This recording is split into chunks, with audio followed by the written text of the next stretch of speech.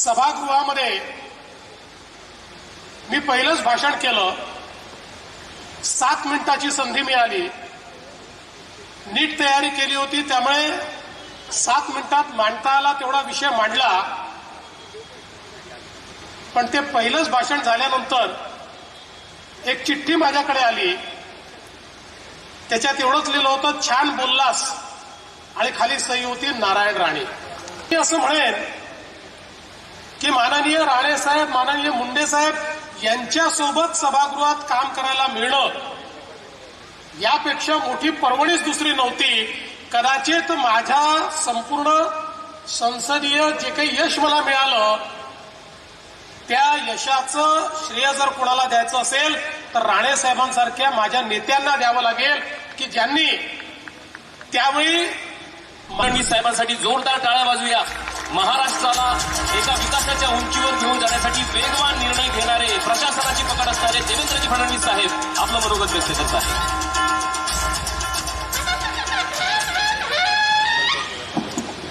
आजचे सत्कार मूर्ती, आपल्या सर्वांचे लाडके नेते, महाराष्ट्रातील एक अतिशय उमद आणि दिलदार नेतृत्व, आपल्या सर्वांचे दादा माननीय नारायणरावजी राणेसाहेब, आमचे मार्गदर्शक आदरणीय नितीनजी गडकरी, श्री राधाकृष्ण विखे पाटीलजी, आशिष शेलारजी, राणेसाहेबांना भक्कम साथ देणाऱ्या आमच्या नीलमबाईंनी, मंत्री उदय सामंतजी, नितेश राणेजी, निलेश राणेजी, सुनील तटकरेजी, रवी चव्हाणजी, प्रसाद लाडजी, दीपक केसरकरजी, प्रवीण दरेकरजी, प्रभाकर सावंतजी, दत्ता सामंतजी, मनीष दळवीजी, प्रमोद कामतजी, अतुल काळसेकरजी, प्रमोद जेठारजी, मंचावर उपस्थित सर्व मान्यवर, राणेसाहेबांवर मनापासून प्रेम करणारे या ठिकाणी उपस्थित सर्व भगिनी आणि बंधूंनो, खरं म्हणजे राणेसाहेबांच्या बद्दल विविध वक्त्यांनी अनेक गोष्टी या ठिकाणी सांगितल्या.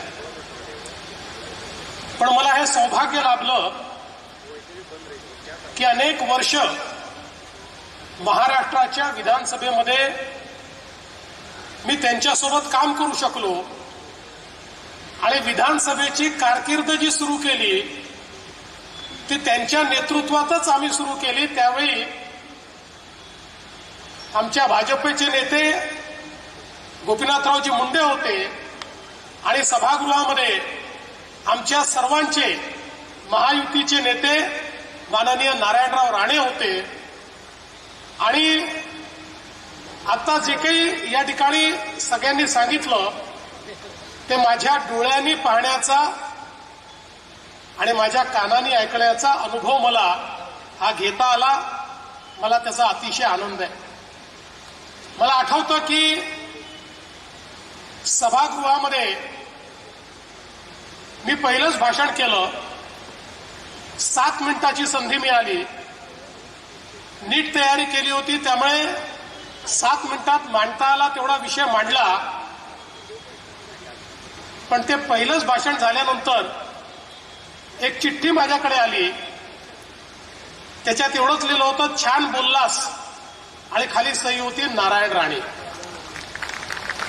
आणि राणे साहेबांचा ऋणानुबंध हा त्या दिवसापासून जो सुरू झाला तो आज तागायत सातत्याने तो कायम आहे. खरं म्हणजे विरोधी पक्ष नेता म्हणून त्यांची जी कारकीर्द होती ती आत्ताच नितीनजींनी सांगितली. मुख्यमंत्री म्हणून मला बाहेरून पाहायला मिळालं, मंत्री म्हणून बाहेरून पाहायला मिळालं, कारण त्यावेळेस मी महापौर होतो. मी काही सभागृहात नव्हतो. 99ला मी सभागृहात आलो, ते विरोधी पक्ष नेते झाले. पण मी असं म्हणेन की माननीय राणे साहेब, माननीय मुंडे साहेब यांच्यासोबत सभागृहात काम करायला मिळणं यापेक्षा मोठी पर्वणीच दुसरी नव्हती.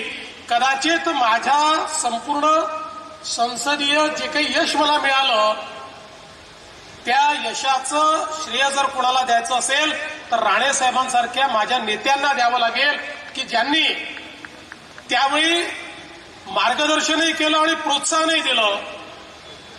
विशेषतः त्यांची आणि माझी आवड एक होती आणि ती म्हणजे अर्थसंकल्प. अर्थसंकल्पावर राणे साहेब ज्यावेळी भाषण करायचे, कुठला तरी अर्थतज्ञ हा त्या ठिकाणी बोलतोय असा भास व्हायचा आणि अक्षरशः आकड्यांची चिरफाड करत ज्यावेळी राणे साहेब आपलं पूर्ण भाषण करायचे, संपूर्ण सभागृह स्तब्ध असायचं आणि अर्थमंत्री चिंतेत असायचे की आता राणे साहेबांना उत्तर काय द्यायचं. आणि कधीच त्यांनी मांडलेल्या अर्थसंकल्पाच्या भाषणाला परिपूर्ण उत्तर मिळू शकलं नाही. कारण अर्थशास्त्रातला एक एक नियम ते शोधायचे, त्यातनं कसा अर्थसंकल्प हा त्या नियमाच्या विपरीत आहे आणि राज्याचं कसं काय संकट आहे, अशा पद्धतीनं हे सगळं मांडण्याचं काम ते करायचे. मला आजही आठवतं, युतीचं सरकार गेलं, महाविकास आघाडीचं किंवा तेव्हाचं सरकार आलं आणि ते सरकार आल्यानंतर युतीच्या सरकारने कशा पद्धतीनं या ठिकाणी कर्ज वाढवलं असा एक व्हाईट पेपर त्यांनी मांडण्याचा प्रयत्न केला. पण त्यांना हे माहित नव्हतं की समोर राणे साहेब आहेत. त्यांनी व्हाईट पेपर मांडला. एक तर राणे साहेबांकडे एक वेगळं सीआयडी खातं होतं, त्यांचं स्वतःचं होतं ते. त्यामुळे सरकारचा कुठलाही कागद तयार झाला तो मंत्र्याकडे पोचायच्या आधी राणे साहेबांकडे पोचायचा. त्यामुळे हा जो व्हाईट पेपर आहे हा छापायच्या आधी राणे साहेबांकडे होता. त्याचं उत्तर तयार होऊन तिकडे व्हाईट पेपर मांडल्याबरोबर व्हाईट पेपर किती बोगस आहे आणि ही खरी आकडेवारी आहे आणि ही कशी बरोबर आहे याचा एक भगवी पत्रिका ही त्या क्षणी राणे साहेबांनी मांडली आणि त्या सरकारची पूर्ण हवा काढण्याचं काम हे राणे साहेबांनी त्या ठिकाणी केलेलं मी बघितलं. त्यामुळे खरं तर या सभागृहामध्ये बजेटवर कसं बोललं पाहिजे हे आम्ही त्यांच्याकडनं शिकलो आणि मला स्वतःला त्यात खूप इंटरेस्ट असल्यामुळे मी 2002 साली बजेट कसं वाचावं असं एक पुस्तक लिहिलं आणि या पुस्तकाचं विमोचन कोणाच्या हाताने करायचं. राणेसाहेबांपेक्षा मोठं कोण आहे, राणे साहेबांपेक्षा यातली अथॉरिटी कोण. मी राणे साहेबांकडे गेलो, म्हटलं दादा माझं असं असं पुस्तक आहे, आपल्याला याचं विमोचन करायचं आहे. मला म्हणाले अरे मुख्यमंत्र्याला बोलो. म्हटलं तुमच्या हाताने करायचं आहे. म्हणाले नाही मुख्यमंत्र्यांच्या हाताने कर. म्हटलं माझा काही मुख्यमंत्री विलासरावजी होते पण माझा काही फार मी नवीन होतो, माझा काही फार संबंध नाही आहे. म्हणाले मी त्यांना सांगतो हे याचं एवढं चांगलं पुस्तक तू लिहिलेलं आहे, मी तर राहीनच पण हे पुस्तकाचं विमोचन हे विलासरावजींच्या हस्ते झालं पाहिजे. त्यांनी पुढाकार घेतला आणि त्या ठिकाणी विलासरावजींच्या हस्ते त्याचं जे काही विमोचन आहे ते झालं. मला आजही आठवतं की 2004 साली 3 साली ज्यावेळी डिसेंबरच्या महिन्यामध्ये उत्कृष्ट संसदपटूचा पुरस्कार द्यायचा जी समिती बनली होती, त्या समितीने राणे साहेबांची चर्चा केली. राणे साहेब होते, मुंडे साहेब होते, माझी पहिली टर्म होती. पण त्यांनी सांगितलं की तुम्हाला जर या ठिकाणी परफॉर्मन्सवर आधारित उत्कृष्ट संसदपटू हा पुरस्कार द्यायचा असेल तर तो तुम्ही देवेंद्रला द्या आणि त्यांच्या शिफारसीने किंवा त्यांच्या पुढाकाराने मला त्या काळामध्ये उत्कृष्ट संसदपटू हा पुरस्कार पहिल्याच टर्ममध्ये त्या ठिकाणी मिळाला. खरं म्हणजे मी जसं मगाशी सांगितलं, राणे साहेब ज्यावेळी एकेका विषयावर बोलायचे, मला असं वाटतं की वाभाडे काढणं या शब्दाचा जो काही अर्थ आहे तो अर्थ म्हणजे त्यांचं भाषण असायचं. आणि कुठल्याही मंत्र्यांनी फाईल सही केली की त्याच्यातली नोट राणे साहेबांकडे असायची आणि मग त्याच्यामध्ये जर काही गैरव्यवहार असेल, भ्रष्टाचार असेल तर मात्र राणेसाहेब असं झोडपून काढायचे की त्यामुळे त्यांचा प्रचंड मोठा दरारा हा विधानसभेमध्ये आम्ही बघितला. मगाशी जसं तटकरे साहेबांनी सांगितलं, आम्ही सगळे त्यांचे सैनिक होतो आणि मला असं वाटतं की 99 ते 2004 हा महाराष्ट्र विधानसभेतला जो विरोधी पक्ष आहे हा त्याच्या आधीच्या इतिहासात झाला नाही आणि त्याच्या नंतरच्या इतिहासात झाला नाही. अशा प्रकारचा विरोधी पक्ष आमचा होता. आमचे नेते राणेसाहेब होते आणि आम्ही सगळे शिवसेना भाजपचे लोक आणि विशेषतः आम्ही सगळे तरुण आमदार असे तुटून पळायचो की त्या ठिकाणी सरकारला पळता भुई थोडी व्हायची. मी खरंच सांगतो, आम्ही विरोधी पक्षात होतो पण कधी विरोधी पक्षात आहे असं वाटलं नाही, कारण राणे साहेबांचा दरारा असा असायचा की त्यामुळे आपणच सत्ता पक्षात आहोत असा भास आम्हाला व्हायचा. आम्हाला थांबवण्याची हिंमतच कोणामध्ये नव्हती, कारण आमचे नेते राणे साहेब होते. आणि म्हणून हे जे काही त्यांचं जे कार्य होतं त्यातनं इतक्या गोष्टी या शिकायला मिळाल्या. पलीकडच्या काळामध्ये खरं आहे की ते समोर गेले पण मंत्री म्हणून नाही. म्हणजे मला हे आठवतं की आता उल्लेख खरं म्हणजे करावा करू नये, पण ज्यावेळेस भुजबळ साहेब गेले आणि भुजबळ साहेब गेल्यानंतर समोर गेल्यानंतर 99 ते 2004 मला आठवतं की इतका त्रास आमच्या बाकावरचे लोक भुजबळ साहेबांना द्यायचे. खूप भुजबळ साहेब हे पुरून उरायचे. पण राणेसाहेब गेल्यानंतर मात्र कोणीही कधी त्यांना त्रास दिला नाही, कधी त्यांचा विरोध केला नाही. कारण तिथे बसलेल्या प्रत्येकाला हे माहिती होतं की राणेसाहेब जे तिकडे गेले आहेत ते मनाने गेले नव्हते. जो प्रसंग त्यांच्यावर आला त्याचे आम्ही साक्षीदार आहोत की ज्यावेळी आम्ही सगळं प्लॅन करून आणि सभागृहामध्ये सरकारच्या मागण्या म्हणजे बजेट हे वोटिंगमध्ये पाडायचं असं ठरवून पूर्ण प्लॅन तयार करायचो आणि प्लॅन एक्झिक्यूट होणार. राणेसाहेब त्या सरकारचे एक 10, 12, 15 कारण फारच कमी डिफरन्स होता, 15-20 आमदार गायब करायचे. त्यामुळे आमची संख्या त्यांच्यापेक्षा जास्त असायची आणि अशा वेळी अचानक कोणाचा आदेश यायचा मला माहिती नाही, पण 8-10 लोक निघून जायचे आणि राणेसाहेबांनी केलेला प्लॅन हा त्या ठिकाणी दुर्दैवाने तो आम्हाला परत घ्यावा लागायचा. ते जे काही शल्य त्यांचं असायचं ते अतिशय जवळून मी बघितलेलं आहे. मी लहान होतो त्याच्यामुळे राणेसाहेब असतील, मुंडेसाहेब असतील, सगळी कामं मला सांगायचे. त्यामुळे आमचं सभागृहात काम संपलं की राणेसाहेबांच्या चेंबरला आम्ही जाऊन बसायचो. त्या सगळ्या गोष्टी खूप जवळून पाहायची संधी मला मिळाली आणि म्हणून मला असं वाटतं की त्यावेळेस राणेसाहेब गेल्यानंतर आणि मला हेही आठवतं की विशेषतः एक असा काळ तो बघितला की काही लोक विरोधी पक्षात होते पण ते राणेसाहेबांसोबत होते. त्याच्यामुळे एक वेगळ्या प्रकारची परिस्थिती ही सभागृहामध्ये आम्हाला पाहायला मिळायची. पण हे सगळं राणेसाहेबांनी त्यांच्या कर्तृत्वाने आणि प्रेमाने कमावलेलं होतं. राणेसाहेब हा व्यक्ती अतिशय दिलदार व्यक्ती आहे. त्यांनी कधीच मोजमाप ठेवलं नाही, पण जर कोणी मोजमाप केलं, हजारो लोक असे असतील की ज्यांचं जीवन बदलण्याचं काम हे राणेसाहेबांनी केलं.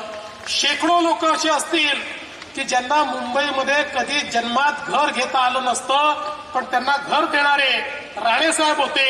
ज्यावेळी वेगवेगळ्या प्रकारे गरिबांना घर देण्याचे संदर्भात त्या काळामध्ये मुख्यमंत्र्यांना जेव्हा अधिकार होता त्या अधिकाराचा वापर हा गरिबांकरता करणारे हे राणेसाहेब होते. आणि म्हणूनच राणेसाहेब कुठेही असले तरी त्यांच्यावर प्रचंड प्रेम करणारे अशा प्रकारचे लोक उभ्या महाराष्ट्रामध्ये आपल्याला पाहायला मिळतील. खरं म्हणजे तो काळ असा होता की ज्या काळामध्ये राणेसाहेबांनी महाराष्ट्रामध्ये एक सर्वमान्य नेतृत्व म्हणून आपली पकड बसवली होती आणि महाराष्ट्राच्या प्रत्येक जिल्ह्यात वैयक्तिक नारायणराव राणेसाहेबांना मानणारे असा एक फार मोठा वर्ग हा त्यांनी तयार केला होता. त्यामुळे तीच खऱ्या अर्थानं पुढची त्यांच्या राजकारणाची जी शिदोरी आहे ती शिदोरी आपल्याला ती पाहायला मिळते. खरं म्हणजे प्रत्येक गोष्टीत शिस्त असली पाहिजे हा त्यांचा आग्रह. सभागृहामध्ये पूर्ण वेळ बसलं पाहिजे हा त्यांचा आग्रह, चर्चांमध्ये भाग घेतला पाहिजे हा त्यांचा आग्रह, आणि कुठलंही काम करायचं तर ते गुणवत्तेनंच करायचं. गुणवत्तेमध्ये राणेसाहेब कधी तसूभरी कॉम्प्रोमाइज करत नाहीत. आणि म्हणून आपण जर बघितलं तर त्यांनी उभे केलेले प्रकल्प असतील, ती मेडिकल कॉलेज असू द्या किंवा गोशाळा असू द्या, कुठलाही प्रकल्प तुम्ही बघा, गुणवत्तेच्या अत्युच्च पातळीवर त्या ठिकाणी काम करायचं ही त्यांची नेहमीच त्या ठिकाणी परिपाठी राहिली आहे.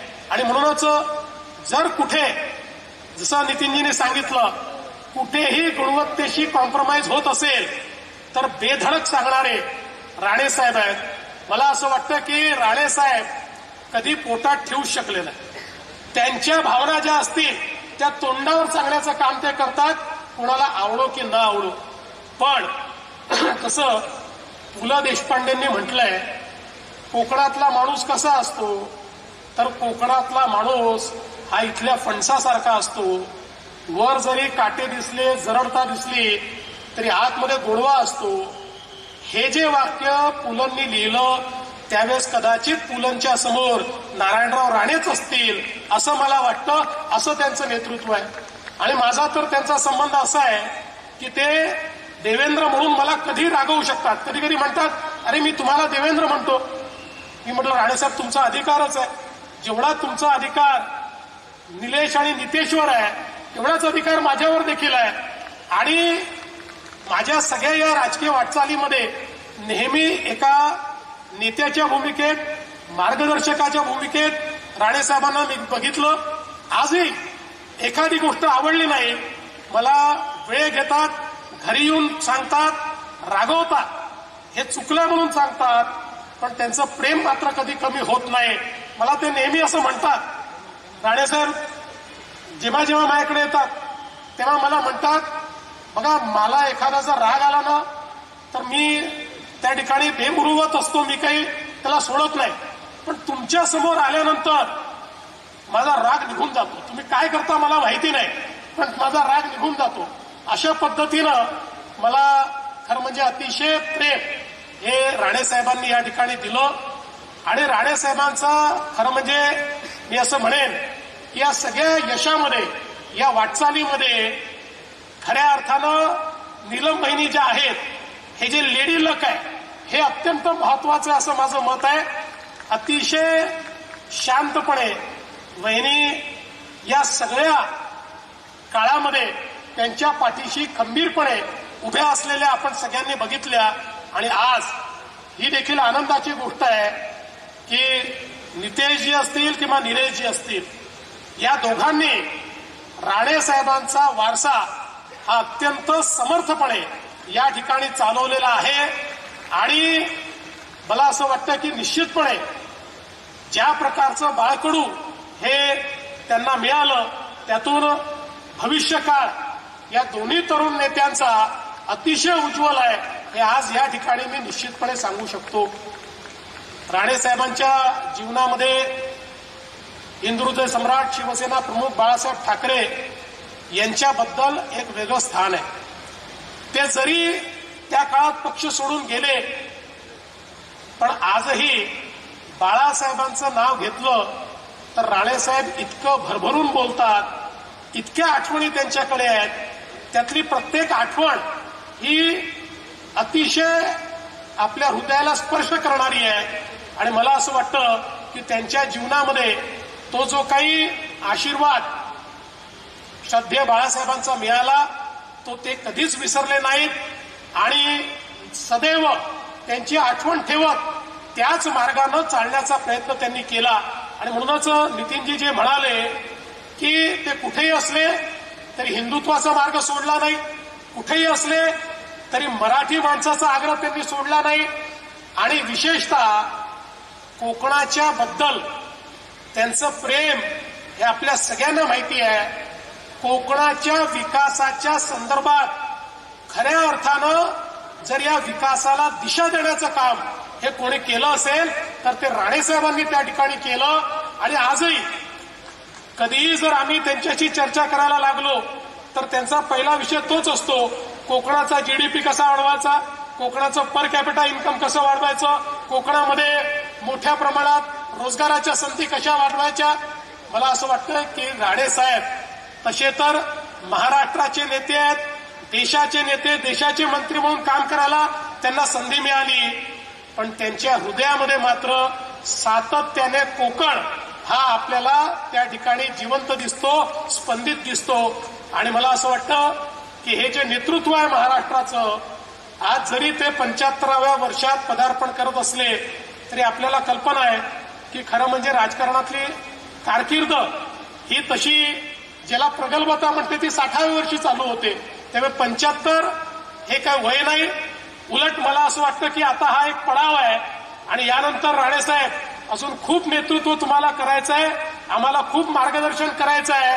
आणि जसं नितीनजीने सांगितलं, आम्ही सगळे याच मैदानावर तुमची 100वी साजरी करण्याकरता येऊ हा विश्वास आणि ईश्वराला मी प्रार्थना करतो. तुम्हाला खूप मनापासून शुभेच्छा देतो आणि माझं बोलणं संपवतो. धन्यवाद. जय हिंद, जय महाराष्ट्र.